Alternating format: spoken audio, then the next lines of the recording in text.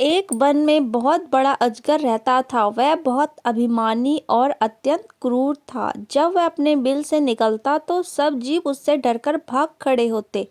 उसका मुंह इतना विकराल था कि खरगोश तक को निगल जाता था। एक बार अजगर शिकार की तलाश में घूम रहा था। सारे जीव तो उसे बिल से निकलते देखकर ही भाग चुके थे।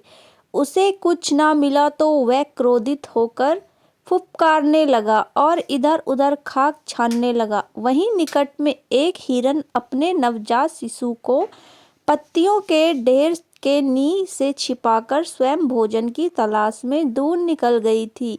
अजगर की फुफकार से सूखी पत्तियां उड़ने लगी और हिरन का बच्चा नजर आने लगा।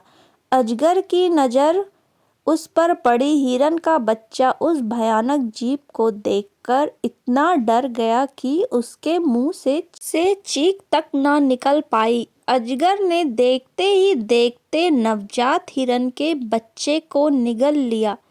तब तक हिरन भी लौट आई थी, पर वह क्या करती। आंख में आंसू भर जड़ होकर दूर से अपने बच्चे को काल का ग्रास बनते देख रही हिरन के शोक का ठिकाना न रहा। उसने किसी न किसी तरह अजगर से बदला लेने की ठान ली।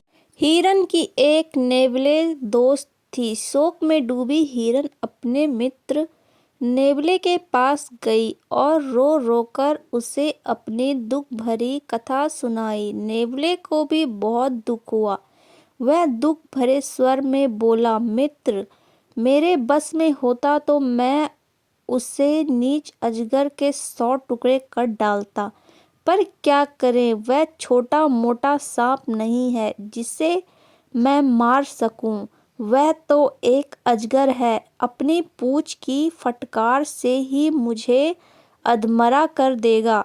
लेकिन यहाँ पास में ही चींटी की एक बाबी है, वहाँ की रानी मेरी मित्र है, उससे सहायता मांगनी चाहिए।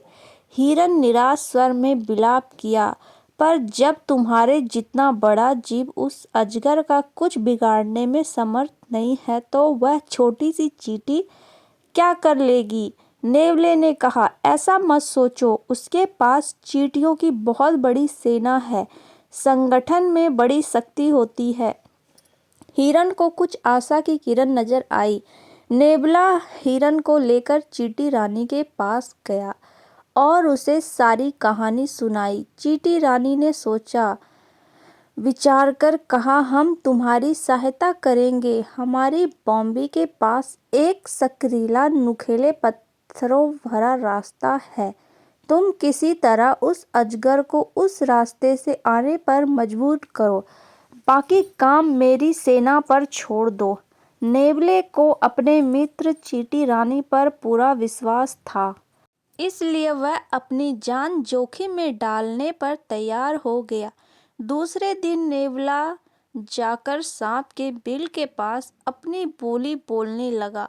अपने शत्रु की बोली सुनते ही अजगर क्रोध में भरकर अपने बिल से बाहर आया। नेवला उसी संकरे रास्ते वाली दिशा में दौड़ा। अजगर ने पीछा किया। अजगर रुकता तो नेवला मुड़कर फुफकारता और अजगर को गुस्सा दिलाकर फिर पीछा करने पर मजबूर करता। इसी प्रकार नेवले ने उसे सकरीले रास्ते से गुजरने पर मजबूर कर दिया। नुकीले पत्थरों से उसका शरीर छिलने लगा। जब तक अजगर उस रास्ते से बाहर आया तब तक उसका काफी शरीर छिल गया था और जगह जगह से खून टपक रहा था। उसी समय चींटी की सेना ने उस पर हमला कर दिया। चींटियां उसके शरीर पर चढ़कर छिले स्थानों के नंगे मांस को काटने लगी। अजगर तड़प उठा, अपना शरीर पटकने लगा, जिससे और मांस छिलने लगा और चींटियों को आक्रमण के लिए नए नए स्थान मिलने लगे। अजगर चींटियों का क्या बिगाड़ता, वे हजारों की गिनती में उस पर टूट पड़ रही थी। कुछ ही देर में क्रूर अजगर ने तड़प तड़प कर दम तोड़ दिया। सीख, संगठन शक्ति बड़े बड़ों को धूल चटा देती है। धन्यवाद। आपको मेरी कहानी कैसी लगी कमेंट में बताइएगा।